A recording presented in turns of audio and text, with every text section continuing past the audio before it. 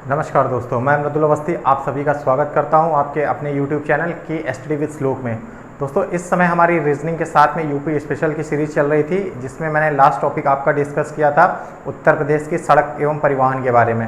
सड़क एवं परिवहन के बारे में मैंने आपसे डिस्कस किया था, तो उसमें आपसे सड़क के बारे में मैंने प्रमुख जो आपके भारत के और भारत के साथ साथ उत्तर प्रदेश के आपके जो प्रमुख राष्ट्रीय राजमार्ग हैं उनके बारे में मैंने आपको जानकारी दी थी, और साथ ही साथ कुछ एक्सप्रेसवे के बारे में आपको जानकारी दी थी। तो अब आज जो हम उससे आगे बढ़ रहे हैं और अपनी जो क्लास स्टार्ट कर रहे हैं, वो हम जो अपना क्लास कंटिन्यू रख रहे हैं वो उत्तर प्रदेश में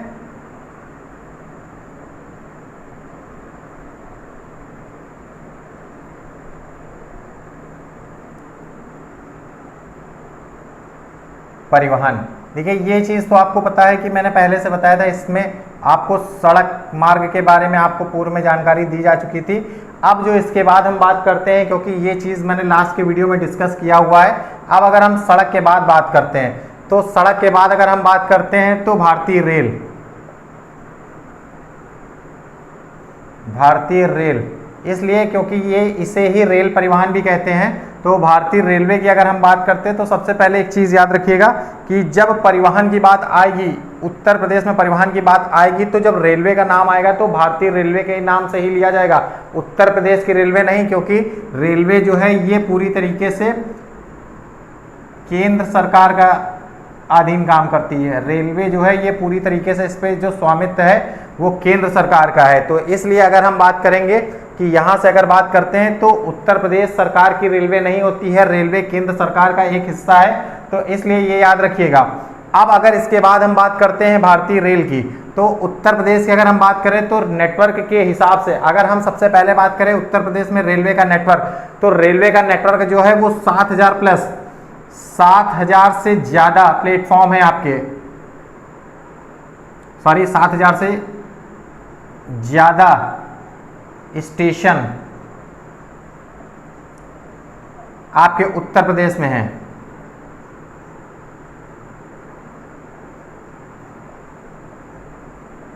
देखिए, जो चीज़ें इंपॉर्टेंट है मैं वही चीज़ें आपको बताऊंगा। अब देखिए, यहाँ से अगर हम बात करते हैं, देखिए यहाँ पे भारतीय रेलवे की बात हो रही है, क्योंकि उत्तर प्रदेश में परिवहन की जब बात हम करते हैं तो उसमें रेलवे का भी रोल बहुत बड़ा है। क्यों? क्योंकि अगर रेलवे की सबसे ज़्यादा आय का साधन देखें तो वो है आपका मालवाहक, जो हमारी सबसे ज़्यादा मालगाड़ी चलती हैं, वो रेलवे की जो सोर्स ऑफ इनकम है सबसे ज़्यादा उसी से होती है। लेकिन हम बात कर रहे हैं उत्तर प्रदेश में रेलवे के नेटवर्क की, तो उत्तर प्रदेश में सबसे पहला अगर मेन तथ्य देखें तो उत्तर प्रदेश में 7,000 से ज़्यादा रेलवे स्टेशन है। और अगर इसकी बात करें तो यूपी जो है आपका या उत्तर प्रदेश आपका, ये भारत में प्रथम स्थान पर है।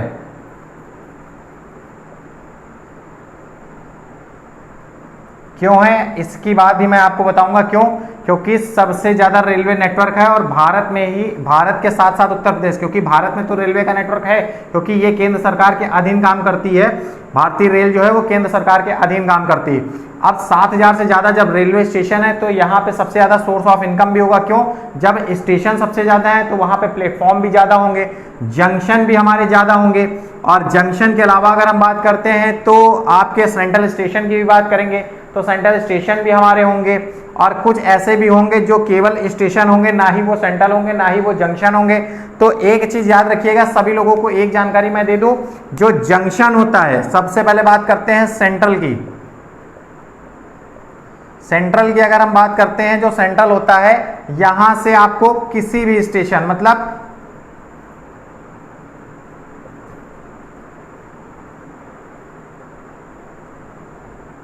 किसी भी स्टेशन के लिए आपको गाड़ी मिल सकती है। यदि आपको कानपुर, जैसे मान के चलिए हम कानपुर सेंट्रल की बात करते हैं, यदि कानपुर से आपको मुंबई जाना है तो आप मुंबई जा सकते हैं, या फिर कानपुर से आपको कुशीनगर जाना है तो आप कुशीनगर भी जा सकते हैं। कानपुर से किसी भी रूट की गाड़ी अगर आप चाहें तो आपको मिल सकती है। अब बात करते हैं सेंट्रल के बाद जंक्शन की।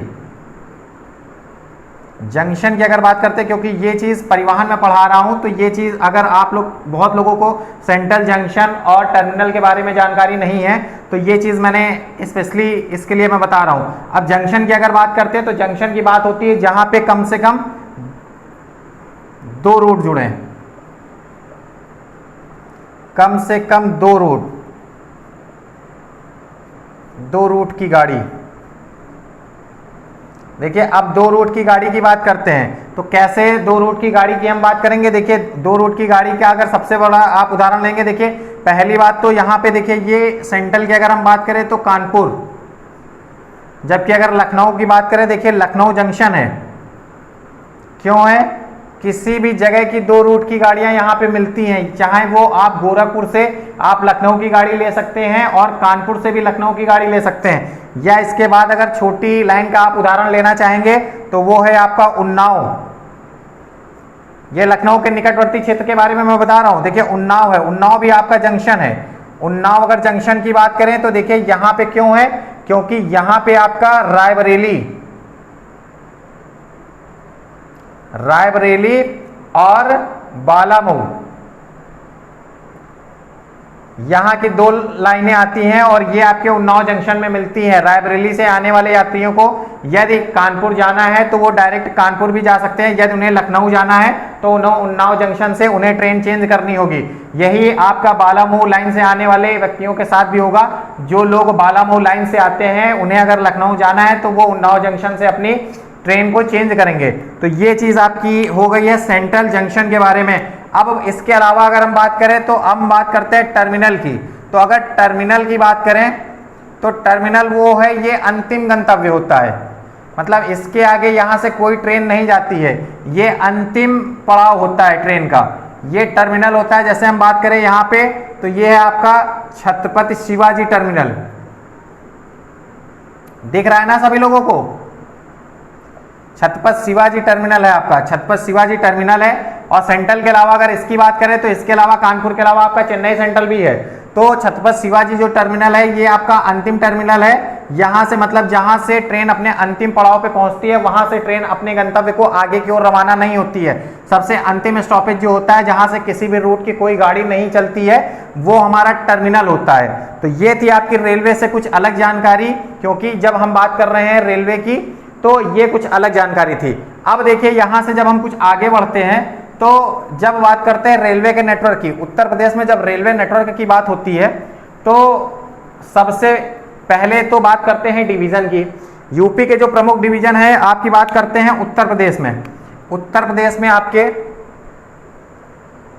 यूपी में आपके 9 रेल डिवीजन है आपके। अगर डिवीजन की बात करते हैं तो उत्तर प्रदेश में आपके 9 रेल डिवीजन है, जिसमें प्रमुख रूप से अगर हम देखें तो गोरखपुर और इलाहाबाद मंडल, मतलब ये प्रमुख रूप से हैं। इसके अलावा अगर हम बात करें तो आपका टुंडला मंडल, तो ये प्रमुख रूप से हैं। लेकिन इसमें अगर बात करते हैं तो गोरखपुर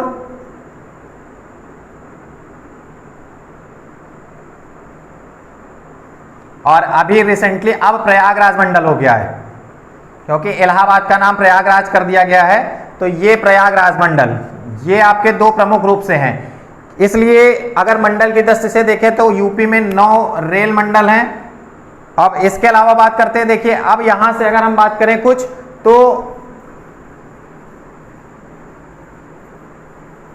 अब बात करते हैं रेलवे की। तो रेलवे में जो सबसे पहली ट्रेन चली थी आपकी, अगर हम सबसे पहली ट्रेन की बात करें, और सबसे पहली ट्रेन जो है वो आपकी मुंबई से ठाणे के बीच चली थी। लेकिन अगर उत्तर प्रदेश की बात करें, यूपी में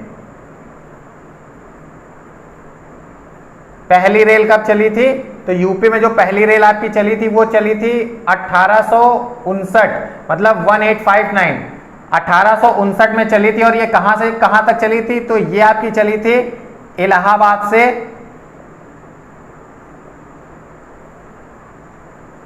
कानपुर तक। ये इलाहाबाद से कानपुर तक चली थी। ये आपकी उत्तर प्रदेश में पहली रेल चली थी जो आपकी, जबकि भारत में पहली रेल मुंबई से ठाणे के बीच चलाई गई थी। अब अगर इसके बाद हम बात करते हैं, देखिए 2 चीजें यहां से इंपॉर्टेंट होती हैं। क्यों? क्योंकि देखिए ये उत्तर प्रदेश में रेलवे की बात होती है, और रेलवे की अगर हम बात करते हैं तो देखिए उत्तर प्रदेश का भारत में प्रथम स्थान है रेलवे नेटवर्क की दृष्टि से। अब यहां बात करते हैं, देखिए अब इसके बाद अगर कुछ बात करें एक्स्ट्रा, तो एक तो आपका सबसे लंबा प्लेटफॉर्म, ये आप सभी लोगों को पता होगा क्योंकि ये थोड़ा सा पुराना क्वेश्चन हो चुका है। ये है आपका गोरखपुर। गोरखपुर में है। और जबकि अगर इसके अलावा हम बात करते हैं सबसे लंबा प्लेटफॉर्म, अब इसके बाद अगर हम बात करें सबसे लंबा प्लेटफॉर्म आपका हो गया। अब देखिए यहां से आते हैं, बात करते हैं कोच फैक्ट्री की, क्योंकि उत्तर प्रदेश में एकमात्र कोच फैक्ट्री है। वो फैक्ट्री कहां है आपकी? वो है आपकी लालगंज। अब बात करें ये लालगंज क्षेत्र कहां है, तो लालगंज क्षेत्र जो आता है ये रायबरेली क्षेत्र में आता है। रायबरेली से 20 से 30 किलोमीटर के आसपास का एरिया है जो, उसमें रेलवे की कोच फैक्ट्री लगी है। और ये भारत की, मतलब ये थर्ड है, ये भारत में तीसरी रेलवे की कोच फैक्ट्री थी जो आपके उत्तर प्रदेश के रायबरेली जनपद के लालगंज जगह पे लगी हुई है। ये क्षेत्र का नाम है, जबकि जनपद आपका रायबरेली है। और यहां से अगर सांसद की बात करें तो आपकी श्रीमती सोनिया गांधी जी यहीं से आपके सांसद हैं, लोकसभा में इसी क्षेत्र का प्रतिनिधित्व करती हैं। अब इसके अलावा अगर हम बात करें यहां से एक्स्ट्रा जो बात करते हैं, वो जो हमारा लास्ट पॉइंट होता है, क्योंकि कोच फैक्ट्री की बात आ गई, तो यहां इसके अलावा यूपी में जो अगर एक चीज और है वो है आपका डीजल इंजन कारखाना। अगर इसकी हम बात करें तो ये आपका कहां है? ये आपका है मड़ुआडीह।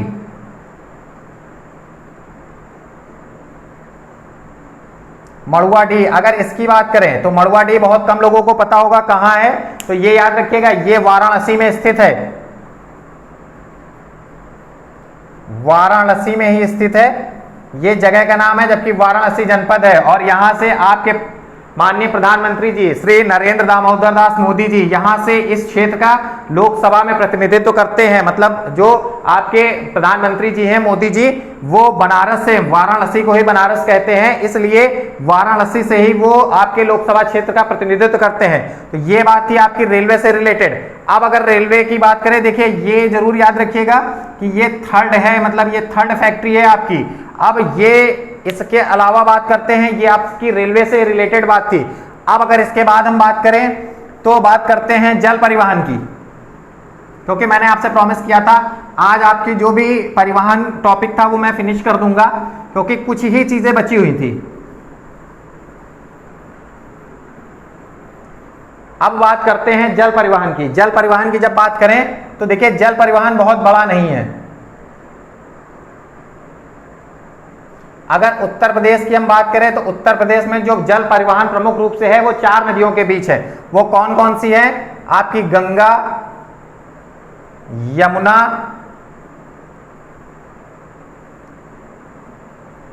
घाघरा और गोमती। इन 4 नदियों में, वैसे नदियां ज्यादा हैं लेकिन प्रमुख रूप से हम 4 नदियों को मानते हैं। इन 4 नदियों में ही आपका जो है वो जल परिवहन है। उत्तर प्रदेश की बात कर रहा हूं, और कौन सा है? वो है आपका भारत का सबसे बड़ा जो आपका जल मार्ग है वो है आपका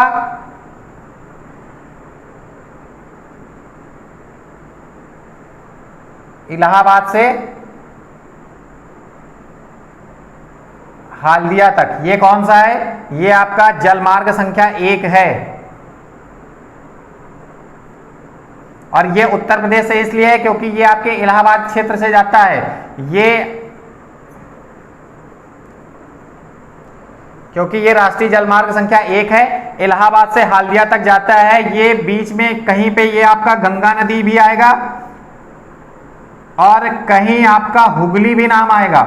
हुगली भी गंगा की एक धारा है, ये आपको पता होगा। जब मैंने आपको नदी तंत्र पढ़ाया था तो उसमें बताया था हुगली जब फरक्का बांध के पास से गंगा 2 भागों में बंटती है तो एक धारा आपकी जो बांग्लादेश में जाती है और दूसरी धारा जो आती है वो हुगली के रूप में आती है। तो इलाहाबाद से हल्दिया तक के बीच में आपका राष्ट्रीय जलमार्ग संख्या 1 है और यही आपका एकमात्र उत्तर प्रदेश का जो आपका जलमार्ग है, यही आपका जल परिवहन है। अब बात करते हैं यहां से कि उत्तर प्रदेश में जो आपका है वो राष्ट्रीय जलमार्ग की जो स्थापना हुई थी वो कब से हुई थी। इसे जो जलमार्ग का दर्जा दिया गया था, राष्ट्रीय जलमार्ग का दर्जा, वो 1986 में इसे राष्ट्रीय जलमार्ग का दर्जा दिया गया था।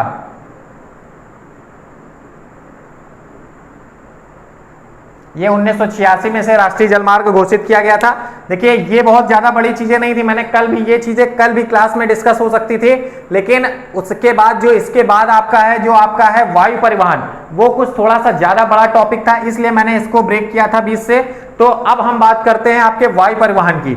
वायु परिवहन की अगर हम बात करें तो देखिए वायु परिवहन के लिए मैंने आप सभी से बोला था कि वायु परिवहन पढ़ते समय अपने साथ में मैप जरूर रखिएगा।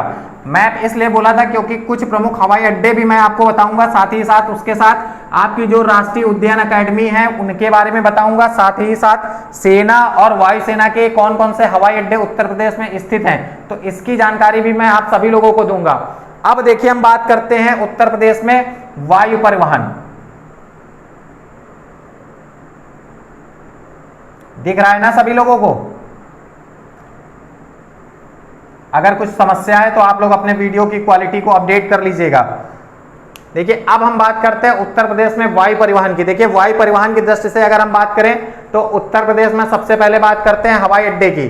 तो वायु परिवहन में जो उत्तर प्रदेश में सबसे प्रमुख हवाई अड्डे की बात है, तो जो अंतरराष्ट्रीय उड़ानें आपकी बात करते हैं, उत्तर प्रदेश में जो अंतरराष्ट्रीय हवाई अड्डे हैं वो आपके 3 हैं। पहला तीन कौन कौन से हैं? तो उसमें आपका पहला प्रमुख रूप से है आपका लखनऊ स्थित, लखनऊ के पास एक जगह है अमौसी, अमौसी में है आपका चौधरी चरण सिंह एयरपोर्ट। याद रखिएगा चौधरी चरण सिंह एयरपोर्ट को ही अभी हाल ही में अडानी एयरपोर्ट के नाम से परिवर्तित किया गया है, जिसका नाम हो गया है अब अडानी एयरपोर्ट। इसका क्योंकि कुछ शेयर उसके भारत सरकार के द्वारा बेचे गए थे, जिसमें अडानी गौतम अडानी ग्रुप के द्वारा सबसे ज्यादा बोली लगाई गई थी, और इस समय जो है उसका नाम अडानी हो चुका है, मतलब अडानी इंटरनेशनल एयरपोर्ट, ये आपका लखनऊ में है। अब इसके अलावा अगर हम बात करते हैं दूसरे हवाई अड्डे की, तो वो है आपका लाल बहादुर शास्त्री हवाई अड्डा वाराणसी। वाराणसी नहीं आएगा पेपर में लिख के, क्यों?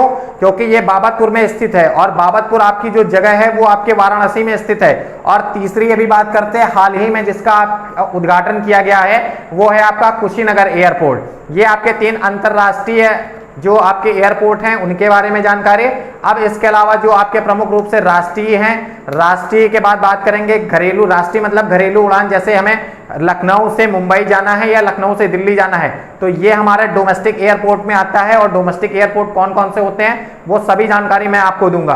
तो पहले हम उत्तर प्रदेश का एक मैप ड्रॉ करेंगे, फिर उसके बाद कहाँ पे कौन से जनपद में कौन सा आपका हवाई अड्डा और कौन सी एकेडमी स्थित है उसके बारे में मैं आप सभी को जानकारी दूंगा।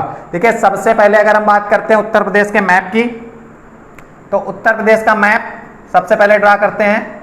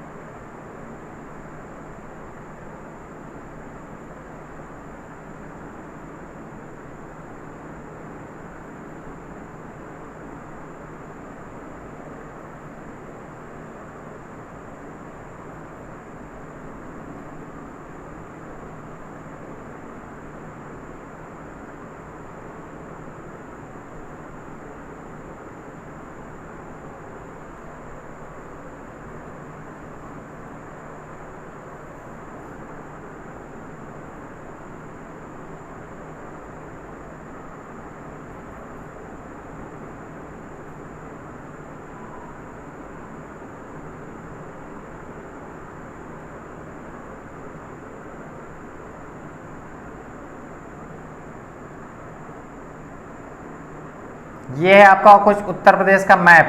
देखिए मैप इसलिए इंपॉर्टेंट है क्योंकि मैप से अगर आप एक्चुअल पोजीशन देखेंगे तो वो आपकी एक्चुअल पोजीशन क्लियर हो जाती है और लगभग आपको पता चलता है कि कौन सा जनपद कहाँ पे स्थित है। देखिए अब हम बात करते हैं उत्तर प्रदेश में वायु परिवहन की। तो वायु परिवहन के लिए मैंने सबसे पहले अगर आपको बताया तो वो आपका है अंतरराष्ट्रीय। आपका जो अंतरराष्ट्रीय एयरपोर्ट है वो आपके कौन से हैं? वो हैं आपके 3। सबसे पहले बात करते हैं, यहां देखिए राजधानी क्षेत्र आपका एक डॉट दिया होगा, ये है आपका लखनऊ, और लखनऊ में है आपका अमौसी।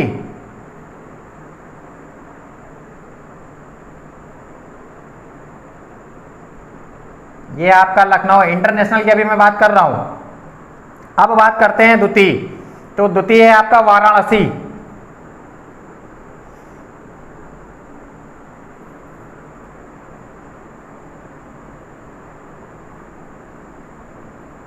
लाल बहादुर शास्त्री।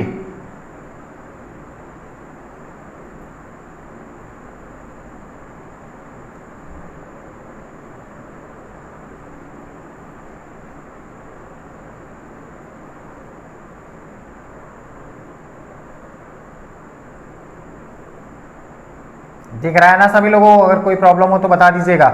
ये है आपका बाबतपुर। देखिए ये चीज बहुत इंपॉर्टेंट है। और उसके अलावा अगर हम बात करते हैं तो यहाँ है आपका कुशीनगर। देखिए एक्चुअल पोजीशन नहीं हो सकती मैप में, बट कुछ वैसी ही चीजें हैं। अब ये आपका कुशीनगर, अभी इसका नाम नहीं रखा गया है, कुशीनगर अंतरराष्ट्रीय।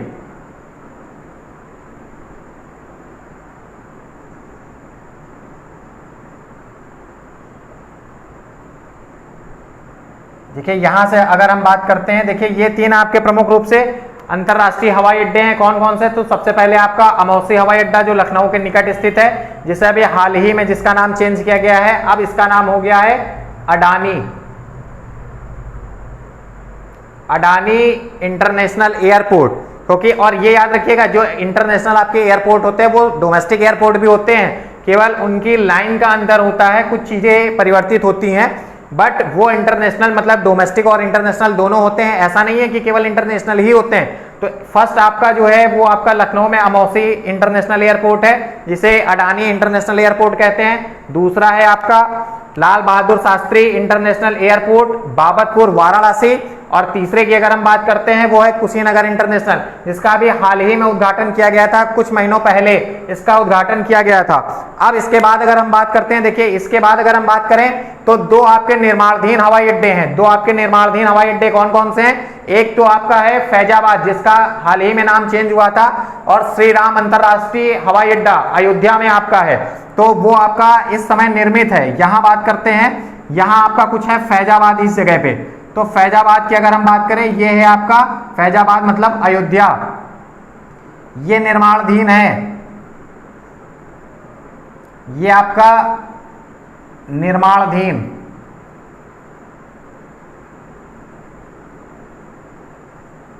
और इसके अलावा अगर हम बात करें तो आपका पांचवा है जेवर इंटरनेशनल एयरपोर्ट। यह है आपका यहाँ गौतम बुद्ध नगर में। तो गौतम बुद्ध नगर में अगर हम बात करें यहाँ पे, तो ये है आपका पांचवा। देखिए ये है आप फोर्थ जो है आपका अयोध्या में निर्माणाधीन है, और पांचवा आपका जेवर, क्योंकि इसका नाम घोषित हो चुका है जेवर अंतरराष्ट्रीय।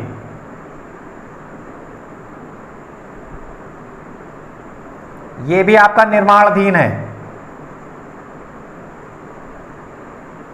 ये आपका निर्माणाधीन हवाई अड्डा है। तो ये है आपके निर्माणाधीन हवाई अड्डे की बात। देखिए सबसे पहले आपका अमौसी, दूसरा आपका लाल बहादुर शास्त्री बाबतपुर, तीसरा आपका कुशीनगर अंतरराष्ट्रीय हवाई अड्डा है जिसका जो कुशीनगर जनपद में स्थित है, और फोर्थ आपका है अयोध्या में श्री राम अंतरराष्ट्रीय हवाई अड्डा, क्योंकि इसका नाम अभी जब मंदिर का आपका जब उद्घाटन होगा तो उसी के बाद इसका शिलान्यास होना है, और इसलिए अभी ये निर्माणाधीन में है। और जेवर अंतरराष्ट्रीय एयरपोर्ट ये भी आपका निर्माणाधीन चल रहा है। और एक चीज याद रखिएगा, जेवर सबसे बड़ा एयरपोर्ट बनाया जा रहा है, अभी तक का सबसे बड़ा, ये सबसे बड़ा एयरपोर्ट आपका बनाया जा रहा है, क्योंकि ये इसी के साथ में आपको याद होगा कि अगर हम बात करते हैं, कल की क्लास में मैंने आपको बताया था हिंडन एयरबेस, तो इसी के साथ ऊपर गाजियाबाद है, गाजियाबाद में यहां पे है आपका हिंडन एयरबेस, हिंडन हवाई अड्डा।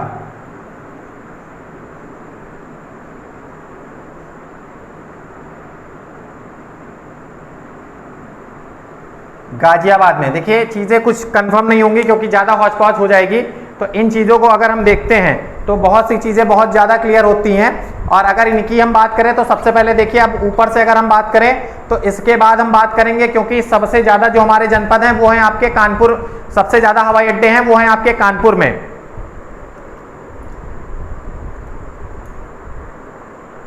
कानपुर में है। अब कानपुर की अगर हम बात करें तो यह आपका राजधानी क्षेत्र था लखनऊ। लखनऊ के बाद अगर हम बात करते हैं तो देखिएगा लखनऊ से जस्ट नीचे आपका उन्नाव है, और उन्नाव के जस्ट ही बगल में, मतलब जैसे ये आपका, ये तो नोट कर लिया होगा सभी लोगों ने, अडानी ग्रुप, क्योंकि गर्मी बहुत ज्यादा हो रही है। ये देखिए राजधानी क्षेत्र आपके मैप में जो डॉट बना है वो है आपका लखनऊ। लखनऊ से ठीक नीचे अगर हम देखेंगे तो ये आपका उन्नाव है। उन्नाव के अगर बगल में देखेंगे तो ये है आपका कानपुर नगर। अब देखिए यहां से एक चीज इंपॉर्टेंट है, यहां अगर हम बात करें कानपुर नगर की तो ये कुछ सीन ऐसा है। आपको याद होगा कि कल आपके प्रधानमंत्री जी आए हुए थे बुंदेलखंड एक्सप्रेसवे का उद्घाटन करने के लिए। तो उद्घाटन करने के लिए वो आपके कानपुर एयरपोर्ट में ही आए हुए थे। तो कानपुर एयरपोर्ट में आए थे और कानपुर में आपके दो एयरपोर्ट हैं, एक आपका देखिए चकेरी एयरपोर्ट,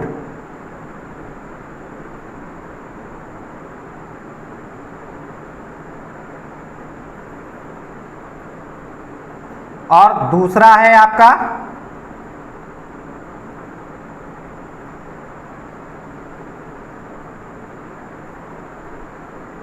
कानपुर आईआईटी। देखिए ये दो हवाई अड्डे आपके कानपुर में हैं। ये आपके कानपुर में है, जहां पे चकेरी हवाई अड्डा है ये आपके लिए ये नागरिक हवाई अड्डा है, जबकि कानपुर आईआईटी का जो हवाई अड्डा हवाई पट्टी है वो स्पेशल चीफ गेस्ट के लिए यूज में होती है। तो जब भी कोई वीवीआईपी मूवमेंट होता है वो या तो यहाँ होता है या यहाँ। अगर यहाँ पे कोई इंटरनेशनल फ्लाइट अगर आपकी कोई फ्लाइट की टेक ऑफ या लैंडिंग नहीं हो रही होती है तो यहाँ पे होता है। अगर ये बिजी होता है तो फिर कानपुर आईआईटी उसके स्टैंड बाई के रूप में यूज किया जाता है। देखिए अब इसके बाद अगर हम बात करें यहाँ से तो यहाँ आप देखेंगे यहाँ पे है आपका झांसी जनपद। ये है आपका झांसी, क्योंकि ये ललितपुर क्षेत्र है और ललितपुर क्षेत्र के ऊपर आपका यहाँ झांसी। ये अगर हम बात करें देखिए झांसी आपका जो झांसी हवाई अड्डा है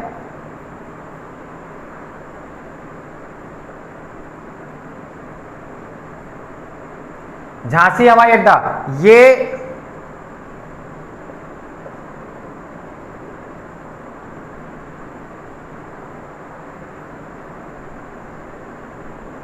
आपका सेना का हवाई अड्डा है, एकमात्र भारतीय सेना का जो हवाई अड्डा है ये ओनली वो है आपका झांसी हवाई अड्डा। जबकि बात करते हैं इंडियन एयरफोर्स की तो वो आपका लखनऊ। लखनऊ क्यों है, देखिए एक लखनऊ ये है और यहाँ पे इंडियन एयरबेस आपका गाजियाबाद में बना हुआ है। तो उत्तर प्रदेश में एयरफोर्स के दो आपके हवाई अड्डे हैं। लखनऊ में आपका जो है वो है आपका बख्शी का तालाब, जिसे शॉर्ट में बीकेटी बोला जाता है, बख्शी का तालाब। ये है आपका वायुसेना का हवाई अड्डा, ये वायुसेना का हवाई अड्डा है और ये भी आपका हिंडन भी आपका वायुसेना का है। मतलब बीकेटी तो आपका पूरी तरीके से वायुसेना के ही अंडर में है, जबकि यहाँ पे अभी कुछ कुछ उड़ानें जो है सेना के अलावा भी आपकी कुछ ये डोमेस्टिक हवा उड़ानें जो है यहाँ पे लैंड करती हैं। अब देखिए इसके बाद अगर हम बात करते हैं तो झांसी आपका सेना का हवाई अड्डा हो गया, बख्शी का तालाब हो गया आपका वायुसेना का, जबकि उसके अलावा हिंडन हो गया। अब बात करते हैं यहां से, देखिए यहां पे आपका मेरठ है। मेरठ में अगर हम बात करें तो डॉक्टर भीमराव अंबेडकर, BR अंबेडकर लिखना चाहिए था। क्यों? क्योंकि बी स्मॉल नहीं रख सकते ना, कुछ चीजें शॉर्ट कुछ कंप्लीट नहीं।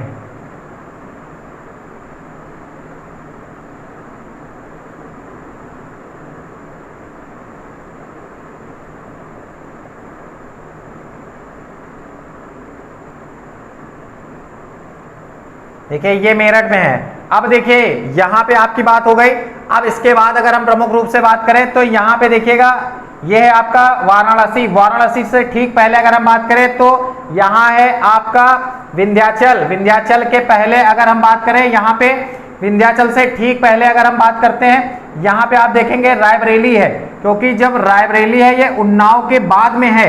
यहां से अगर देखें यहाँ पे कुछ इस जगह आपकी रायबरेली की पोजीशन आएगी। तो रायबरेली की पोजीशन की अगर हम बात करते हैं तो ये नोट कर लिया होगा सभी लोगों ने।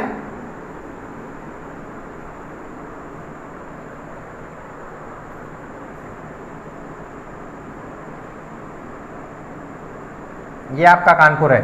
देखिए यहां है आपका रायबरेली। रायबरेली बहुत इंपॉर्टेंट है, इसको कोई मत मिस करिएगा। क्यों? क्योंकि एकमात्र आपकी जो उत्तर प्रदेश में उड्डयन अकेडमी है, एकमात्र उड्डयन अकेडमी आपकी है, ये है आपकी इंदिरा गांधी।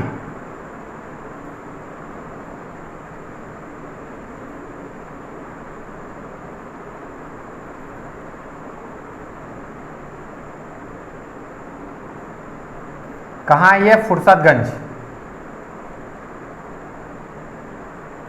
ये आपकी एकमात्र एकेडमी है। ये आपके देखिए ये रायबरेली क्षेत्र में है। क्यों? क्योंकि ये इस समय चल रही है, मतलब यहाँ पे आप अगर यदि आप प्रशिक्षण लेना चाह रहे हैं हवाई जहाज उड़ाने का तो आप यहाँ से ले सकते हैं, जबकि आपकी जो निर्माणाधीन है वो आपकी सैफई में है, इसलिए अभी उसका कहीं जिक्र नहीं किया गया है क्योंकि वो अभी निर्माणाधीन चल रही है, तो वो आपके इटावा क्षेत्र के सैफई में है। तो इसलिए ये इंपॉर्टेंट होती है क्योंकि ये अभी तक उत्तर प्रदेश के अंदर एकमात्र उड्डयन अकेडमी है। अब अगर इसके बाद हम बात करते हैं, यहाँ पे अगर हम ऊपर आते हैं तो यहाँ देखिए ये आपका रायबरेली हो गया, ये है आपका आगरा।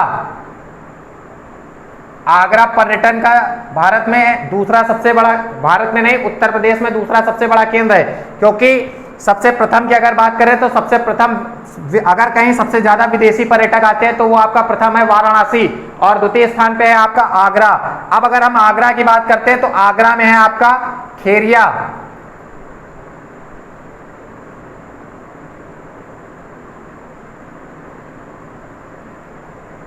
जबकि यहां अगर बात करें गोरखपुर की, देखिए यहां है गोरखपुर।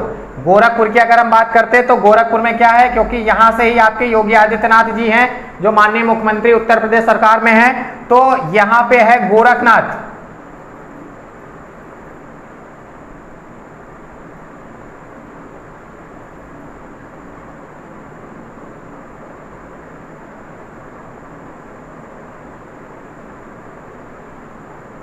गोरखपुर में है आपका गोरखपुर हवाई अड्डा। देखिए ये हवाई अड्डे की बात चल रही थी, तो ये आपका देखिए यहां से अगर हम बात करें, यहां आपका एक तो सेना का हवाई अड्डा मैंने आपको झांसी बताया था और एक आपका मैंने बताया था यहां वायुसेना का, जबकि इसके अलावा अगर हम बात करें यहां मैंने आपको बताया था लखनऊ में बीकेटी बख्शी का तालाब है जो वो पूर्ण रूप से भारतीय वायुसेना का जहां अधिकार है। अब इसके बाद देखिए हम बात करते हैं तो ये देखिए आपको याद होगा ये क्षेत्र आपका सोनभद्र है, सोनभद्र है और सोनभद्र ही अभी तक उत्तर प्रदेश में एकमात्र ऐसी जगह है जहां पे जो हवाई अड्डा है वो निजी हवाई अड्डा है।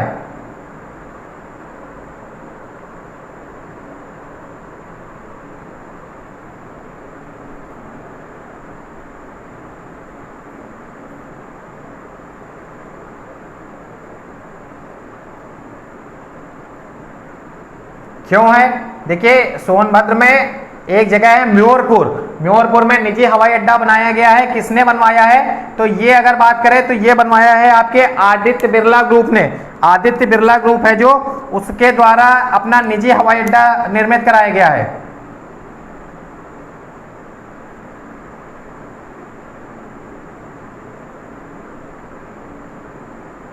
आदित्य बिरला समूह के द्वारा ये आपका ये है सोनभद्र।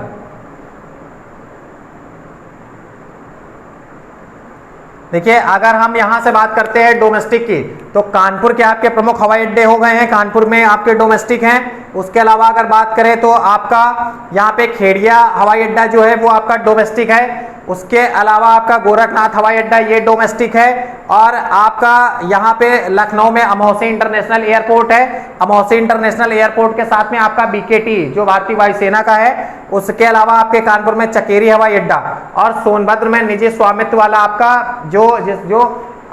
जो आदित्य बिरला ग्रुप के द्वारा अडानी ग्रुप तो आपका लखनऊ में है। लखनऊ में अडानी इंटरनेशनल एयरपोर्ट जिसका हाल ही में नाम चेंज हुआ है, अमौसी इंटरनेशनल एयरपोर्ट ही अब अडानी इंटरनेशनल एयरपोर्ट के नाम से जाना जाता है। और उसके अलावा अगर हम बात करें, देखिए ये आपका निर्माणाधीन एयरपोर्ट है, ये दो आपके निर्माणाधीन एयरपोर्ट हैं। अब देखिए ये यहां से भारत आपके जो वायु परिवहन है लगभग वो चीजें कंप्लीट हो रही हैं, क्योंकि इसलिए मैंने मैप के द्वारा बताया था आपको हर जनपद की पोजीशन एग्जैक्ट पता चल जाएगी कि कहां कौन सा जनपद है। उससे आप ये चीजें पूरी तरीके से कंफर्म कर सकते हैं कि हमारी कौन सा एयरपोर्ट कहां पे मेरे द्वारा बताया गया था, तुरंत आपके माइंड में आ जाएगा। और मैप जरूर से जरूर भरिएगा, ये चीजें मैप पे जितनी ज्यादा आप प्रैक्टिस करेंगे उतनी आसानी से याद होंगी। अब यहां से अगर हम बात करते हैं, लास्ट हमारा जो बस रहा है, अब इसके बाद अगर हम बात करते हैं थोड़ी सी संचार की बात कर लेते हैं। तो संचार की अगर हम बात करते हैं, देखिए यहां एक चीज मिस हो गई, मुझे ऐसा लगता है शायद बताया या नहीं बताया है, क्योंकि हो सकता है रफ किया हो लिखा हो। तो ये आपके उत्तर प्रदेश में यहां देखिएगा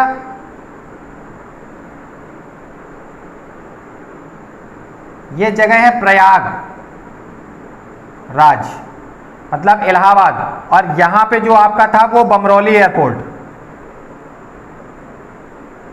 ये मैंने रिपीट इसलिए किया, हो सकता है मुझे ऐसा लग रहा है कि शायद पहले ना बताया हो और जो है रफ कर दिया हो, इसलिए मैंने दोबारा बताया। ये बमरौली हवाई अड्डा है, ये डोमेस्टिक है, ये आपका प्रयागराज में है, मतलब यहाँ पे वाराणसी से पहले आपका है, क्योंकि वाराणसी से बताते मुझे ऐसा लग रहा है कि बता रहा था मैं, तो शायद मैंने यहाँ पे रायबरेली के बारे में जानकारी दे दी थी, तो ये चीज हो सकता है मिस हो गई हो।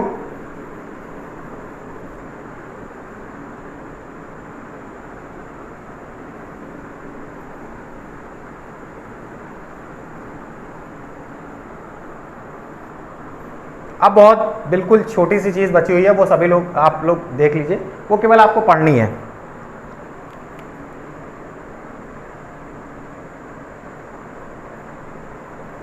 देखिए संचार की अगर हम बात करते हैं तो संचार में दो ही चीजें आती हैं आपकी संचार के मामले में उस समय जो आपका चलता था, एक तो आपका डाकघर और दूसरा आपका टेलीग्राम। ये किसके द्वारा होता था? तो ये आपका दूरसंचार विभाग के द्वारा होता था। दूरसंचार विभाग के द्वारा जो आपका घर में घरेलू टेलीफोन लगता था, टेलीफोन, उसके द्वारा ये संचार के माध्यम यूज किए जाते थे। तो ये चीजें बहुत इंपॉर्टेंट, केवल संचार की दृष्टि से देखें तो केवल दो ही चीजें हमारी इंपॉर्टेंट है, वो केवल आपके डाकघर है और टेलीग्राम सेवा। तो टेलीग्राम सेवा और डाकघर की अगर हम बात करते हैं तो पूरे, अगर देखिए अगर हम डाकघर की केवल बात करते हैं तो उत्तर प्रदेश में भी जो प्रथम डाक सेवा प्रारंभ हुई थी और भारत में भी जो प्रथम डाक सेवा प्रारंभ हुई थी वो आपके उत्तर प्रदेश से ही प्रारंभ हुई थी। तो अगर हम उसकी बात करते हैं, सबसे पहले डाकघर की बात करते हैं तो डाकघर की जो सेवा आपकी चालू हुई थी वो सबसे पहले आपकी जो चालू हुई थी हवाई डाक सेवा।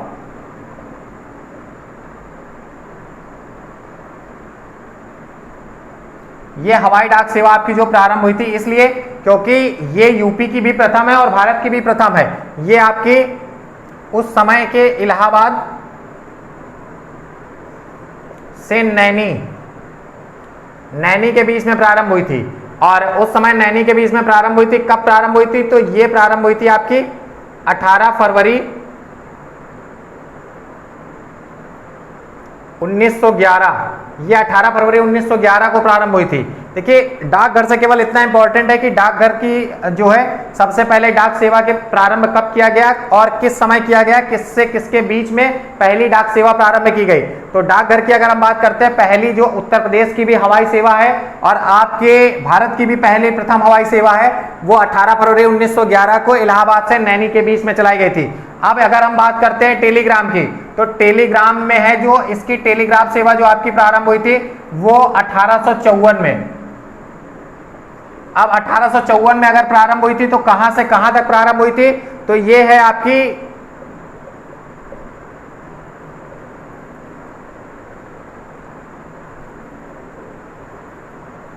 आगरा से कोलकाता के मध्य सबसे पहले टेलीग्राम सेवा प्रारंभ हुई थी 1854 में। ये अब एक चीज याद रखिएगा, देखिए टेलीग्राम और टेलीग्राफ सेवा की बात करते हैं तो यहां से बात करते हैं। देखिए उत्तर प्रदेश में आपके सबसे ज्यादा डाकघर हैं। अगर डाकघर की बात करते हैं तो उत्तर प्रदेश में सबसे ज्यादा डाकघर हैं। लगभग अगर हम बात करें तो उत्तर प्रदेश में लगभग 17,670 डाकघर हैं, जबकि अगर टेलीफोन एक्सचेंज की हम बात करते हैं तो 3,117 ये टेलीफोन एक्सचेंज हैं, जबकि टेलीग्राम सेवा अब ये बंद की जा चुकी है।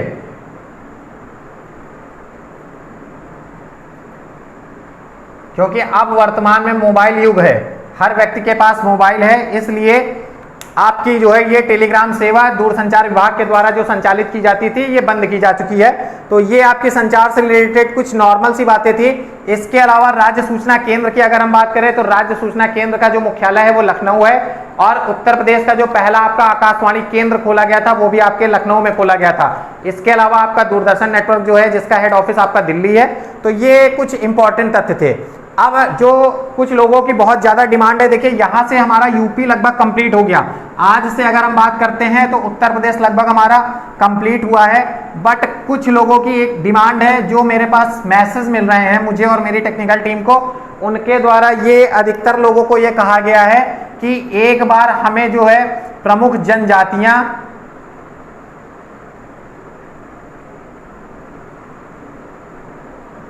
और इसके अलावा जो प्रमुख नृत्य हैं, उत्तर प्रदेश के प्रमुख नृत्य हैं जो, ये एक बार पढ़ा दिया जाए। तो हो सकता है ये बहुत छोटा सा टॉपिक है जनजातियों और नृत्य का, तो इसके बारे में भी एक वीडियो, मैं छोटा सा वीडियो बना करके पोस्ट करूंगा, तो आप सभी लोग देख लीजिएगा। आशा करता हूं ये वीडियो आपको पसंद आया होगा और आज की जो जानकारी आपको दी गई है ये आपकी परीक्षा की दृष्टि से इंपॉर्टेंट है। अब लास्ट में सबसे इंपॉर्टेंट बात, क्योंकि ये अभी तक पढ़ाई की बात चल रही थी, तो पढ़ाई के बीच क्लास में कुछ अदर डिस्कशन सही नहीं होता है। जब तक पढ़ाई की बात हो तो पढ़ाई की बात हो, और जब अदर डिस्कशन हो तो फिर अदर डिस्कशन हो। अब बात करते हैं आपके लेखपाल एग्जाम की, जो आपका 24 जुलाई 2022 को प्रस्तावित था। अब ये 31 जुलाई